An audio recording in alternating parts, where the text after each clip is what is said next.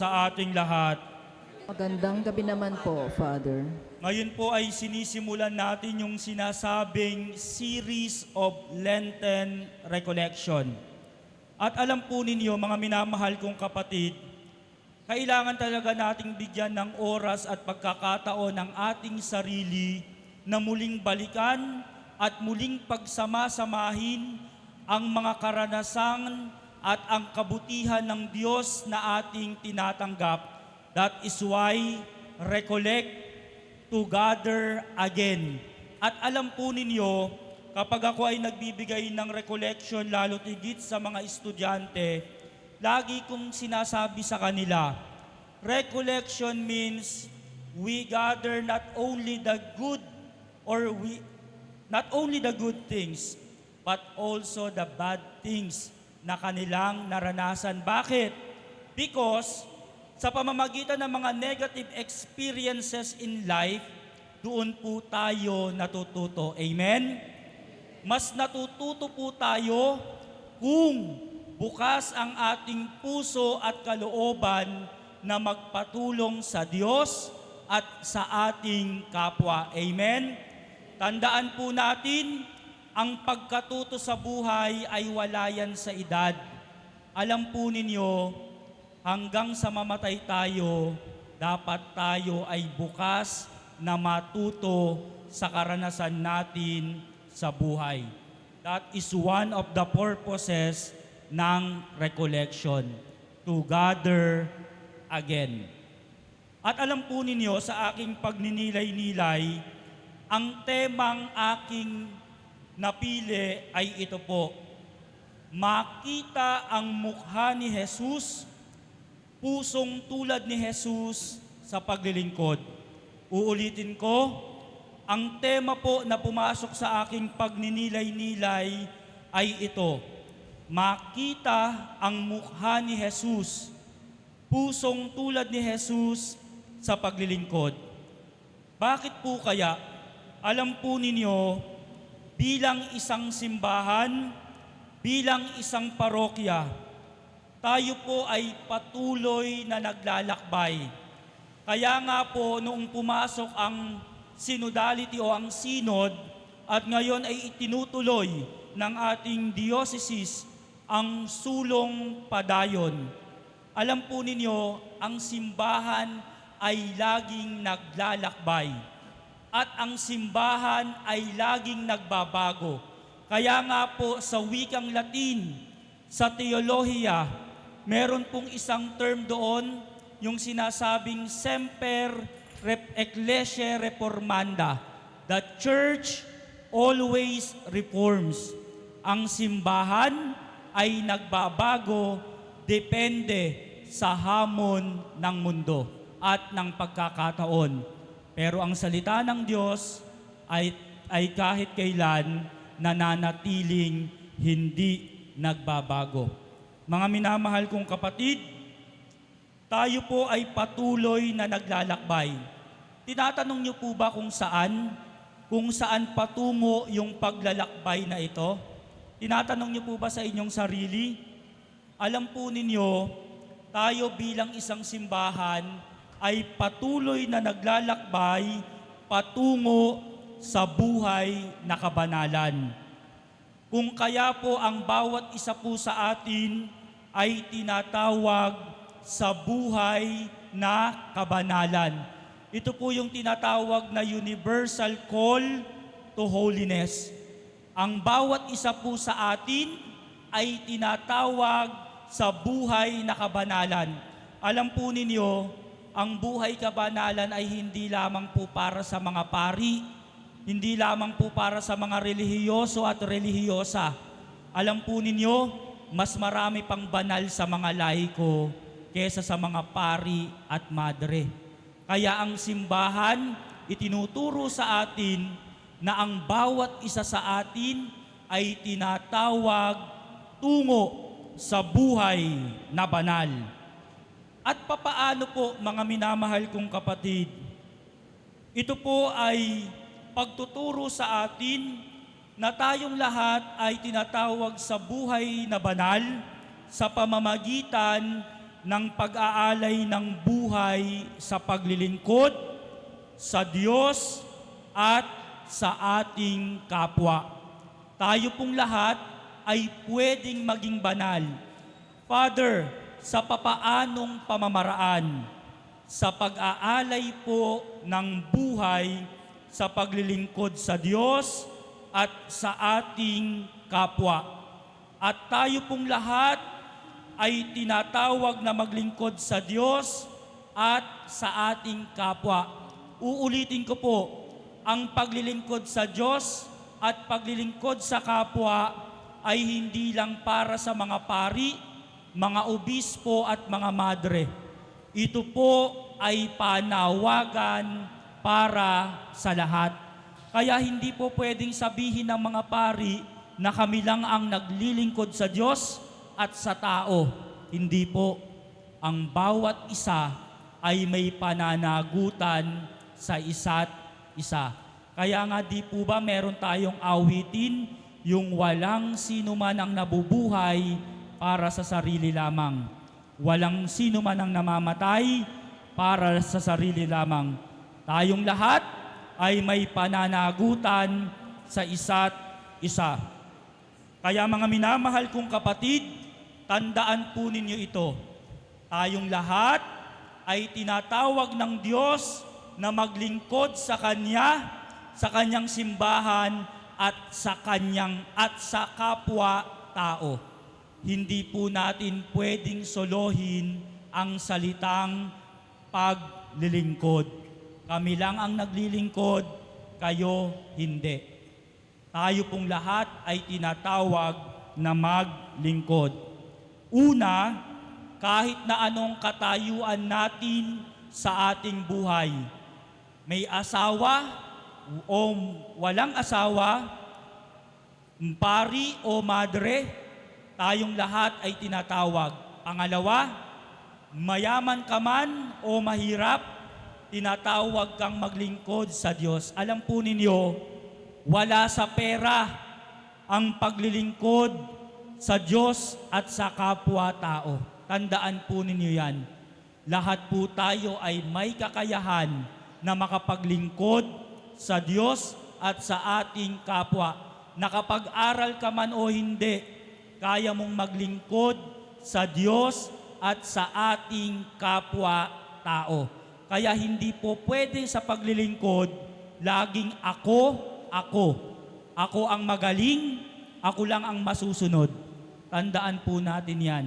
Hindi po pwede sa salitang paglilingkod ang taong mayabang. Pangalawa po, alam po ninyo, kaya nating maglingkod kahit sa simpleng pamamaraan. Yung sinasabi ko pong paglilingkod dito, hindi yung mother butler ka, lay minister ka, choir ka, o altar server. Hindi po. Tayo pong lahat, kahit yung mga nagsisimba linggo-linggo o araw-araw, yan po ay simpleng paglilingkod. Sa simpleng pamamaraan, sa simpleng pakikibahagi ninyo sa gawain ng simbahan, yan po ay paglilingkod. At yung paglilingkod nyo po bilang isang magulang sa inyong pamilya, yan po ay paglilingkod sa Diyos at sa ating kapwa. Kailangan lang po bilang isang magulang maging mabuti kang halimbawa sa iyong pamilya. Bilang isang simpleng anak, dapat maging mabuti kang anak sa iyong mga magulang at mga kapatid. Bilang simpleng mag-aaral, dapat po maging mabuti kang mag-aaral. Yan po ay simpleng paglilingkuri ng paglilingkod. At kahit nasa loob tayo ng ating mga trabaho, yung paggawa ninyo ng mabuti at tama sa inyong mga hanap buhay, yan ay simpleng paglilingkod. Kung ikaw ay ginagawa mo ng tapat ang iyong trabaho, yan ay simpleng paglilingkod sa Diyos at sa kapwa-tao. Kung hindi ka kurap, yan ay paglilingkod sa Diyos at sa kapwa-tao. Kung ninanakawan mo ang kaba ng bayan, yan ay hindi paglilingkod. Yung simpleng pagsunod, yan po ay paglilingkod sa Diyos at sa ating kapwa-tao. At pangatlo po, kahit po na sa kabila ng ating kahinaan, alam po ninyo, lahat tayo may kahinaan. Amen? Lahat po tayo may kahinaan. Lahat po tayo ay may pagkukulang. Sa kabila po ng ating pagkukulang, at eto po, lahat po tayo ay makasalanan. Amen? Sa kabila po ng ating pagiging makasalanan, tinatawag tayo ng Diyos. Kaya palakpakan po natin ang ating Panginoon. Alam po ninyo, talagang napakabuti ng Diyos. Kasi hindi niya tinitignan ang ating kasalanan. Tinitignan ng Diyos na sa kabila ng ating kahinaan, kaya nating magbago. At sa pagtingin niya sa atin na kaya nating magbago, kaya nating maglingkod. At ano po yung nais o gusto sa atin ng Diyos? Kaya tinawag niya tayo upang maging kanyang lingkod. Una po sa lahat, sa ating paglilingkod. Dito na po pumapasok yung pinakatema sa araw na ito. Una, sa ating paglilingkod, sana po makita natin ang mukha ni Jesus at makita sa atin ang mukha ni Jesus. Uulitin ko, sa ating paglilingkod, kahit nasa loob ng simbahan, sa tahanan o sa kanya-kanyang hanap buhay, sa ating paglilingkod, makita natin ang mukha ni Jesus at makita sa atin ang mukha ni Jesus. Una, bakit po kaya makita natin ang mukha ni Jesus sa ating paglilingkod? Ano po ba ang meron sa mukha ni Jesus? Una, upang paalalahanan natin ang ating sarili. As we see the face of Jesus, sana po it reminds us, paalalahanan natin ang ating sarili. Natularan natin si Jesus sa paglilingkod. Bakit po ba tayo naglilingkod sa simbahan at sa ating pamilya? Pinaglilingkuran natin ang Diyos. Sabi po ni Jesus, dumating ako para maglingkod, hindi para paglingkuran. Uulitin ko, sana ito yung paalala sa atin. Sabi ni Jesus, dumating ako para maglingkod, hindi para paglingkuran. Mga minamahal kong kapatid, si Jesus ang mukha ng tunay na paglilingkod. Pangalawa, upang ipaalala sa atin ang mga katangian ni Jesus sa paglilingkod. Baka po kasi mga minamahal kong kapatid, nakakalimutan na natin yung pinakadahilan kung bakit tayo naglilingkod sa simbahan, sa pamayanan at sa ating mga pamilya. Ito po yung sinasabing we must to regather again, yung pinakaugat ng dahilan kung bakit tayo nananatiling naglilingkod sa Diyos, sa simbahan, sa tahanan, at sa ating komunidad. Mga minamahal kong kapatid, ano po ba yung mga katangian ni Jesus sa paglilingkod? Habang sinasabi ko po ito, tanungin niyo rin po ang inyong sarili. Kayo pa ba ito? O baka medyo lumalaki na ang ulo ninyo? O kaya baka unti-unti na kayong tinatabangan sa paglilingkod, sa simbahan at sa pamayanan. Uulitin ko po mga minamahal kong kapatid, nasabi ko na ito sa aking homilya noon. Minsan o madalas, ang nagiging dahilan kung bakit tinatabangan sa paglilingkod ang kapwa-lingkod ay minsan o madalas tayo din. Minsan dahil sa pari, masungit kasi yung pare, kaya hindi na ako maglilingkod, hindi na ako magsisimba. Minsan yung mga leadership, yung bumubuo yung mga leader, no? Hindi na paglilingkod, no? Dinaig pa ang Santo Papa, dinaig pa ang presidente ng Pilipinas. Naiintindihan po natin, masakit, pero yun ang totoo. Minsan yung kapwa lingkod din, kaya tayo tinatabangan. Pero lagi natin itong babalikan. Alam po ninyo, si Jesus ay lingkod para sa lahat. Uulitin ko, si Jesus ay lingkod para sa lahat. Ibig sabihin, si Jesus walang pinipili, walang mayaman, walang mahirap. Malinaw po? Walang bata, walang matanda. Si Jesus po hindi doble cara. Alam po ninyo ibig sabihin ng doble cara? Yung dalawa ang mukha. Bakit ko to sinabi? Si Jesus po kasi, hindi siya mabait lang sa mayaman at masungit sa mahirap. Si Jesus po ay mabuti sa lahat. Tandaan po ninyo yan. At ano po yung sinasabi ko dito? Sa paglilingkod po natin sa Diyos at sa bayan, sana hindi lang tayo mabait sa mayaman. Hindi lang tayo mabait sa mga nagbibigay sa atin. Bato-bato sa langit ang tamaan, mabukulan. At maraming guilty sa aming mga pari niyan. At minsan sa mga lingkod ng simbahan. Amen? Hello po! Pagka may mahirap na, at very good, no? Sige na, wala akong pera. Mga ganun po. Naiintindihan po ninyo, mga minamahal kong kapatid, ang paglilingkod, walang pinipili. Amen? Pangalawa po, si Jesus po ay lingkod ng may kababaang loob. Sana laging ganun po tayo, no? Makita natin si Jesus sa paglilingkod na may kababaang loob. Tanungin po natin ang ating sarili. Ako bilang parochial vicar, bilang pare, baka medyo lumalaki na yung ulo ko. Baka hindi na ako marunong makinig. Baka nagiging mayabang na ako. Baka nagiging mapagmataas na ako. Baka nagiging bossy na ako. Baka hindi na ako nakikinig. Alam po ninyo, si Jesus ay lingkod na mababa ang loob.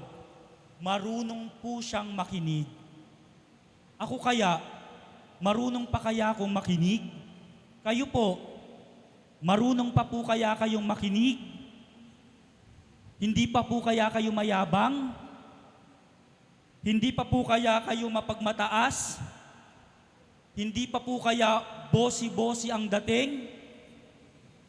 Baka minsan ang dating nyo na, no? Baka kayo na ang may-ari ng simbahan kung umasta. Mga minamahal kong kapatid, si Jesus ay mababa ang loob. Sino po ba ang tinutularan natin? Si Jesus. Kaya sana makita natin lagi si Jesus. At si Jesus po, masunurin. Hindi matigas ang ulo, hindi lumalaki ang ulo. Alam po ninyo, tayong mga tao, okay lang na magreklamo kapag pagod. Wala pong masama doon. Pero, kung kada tatawagin ka para maglingkod sa simbahan, sa pamilya, o sa kung anong komunidad ang kinabibilangan mo, ay puro reklamo ka na, medyo may problema na doon. Yun po yung babalikan natin. Bakit ako nagrereklamo ngayon? No po, ano yung pinakaugat kung bakit ako nagrereklamo? Si Jesus pa ba ang pinupuntahan ko o yung sariling pang-interest ko na? Pangalawa po, ito po ang isang malaking hamon sa atin. Ito po yung pangalawa.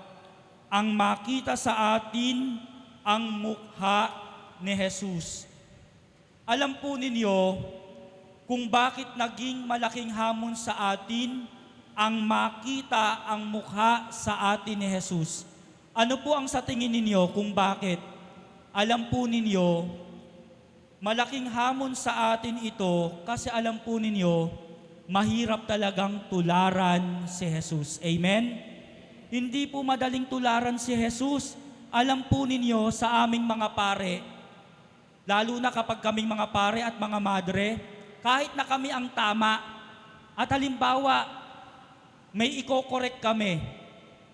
Kapag tinama namin yon, kahit na kami ang tama, sasabihin ng iba, ang sungit naman ni Father, laging galit. Alam po ninyo, kaya isa sa mga hamon ng pagiging pare at pagiging madre, yung parang wala kaming emosyon, hindi kami pwedeng magalit, no? Kahit na alam mo na tama ka. At mga minamahal kong kapatid, kaya sinasabi kong malaking hamon ito kasi hindi lahat umaayon sa atin. Hindi lahat kaya tayong intindihin. Pangatlo, maraming pagsubok. Pero ano pong tinuturo sa atin ni Jesus? Ano po ang dapat nating gawin?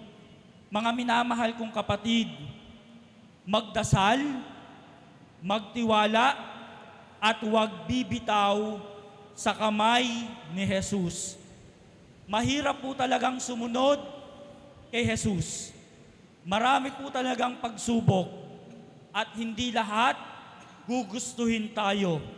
Pero ang susi, magdasal, magtiwala, at huwag bibitaw sa kamay ni Jesus.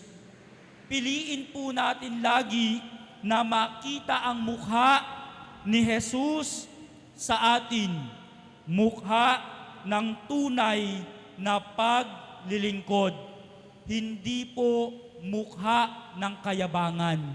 Mga minamahal kong kapatid, tanungin natin ang ating sarili, ano pa kaya yung nakikita sa akin ng aking kapwa? Si Jesus pa kaya? O mukha ng kayabangan, mukha ng pagiging matapobre, mukha ng mapagmataas, mukha ng bida-bida. Mga minamahal kong kapatid, wala pong masama sa paglilingkod. Wala rin pong masama kung ginagawa lang natin ang ating trabaho.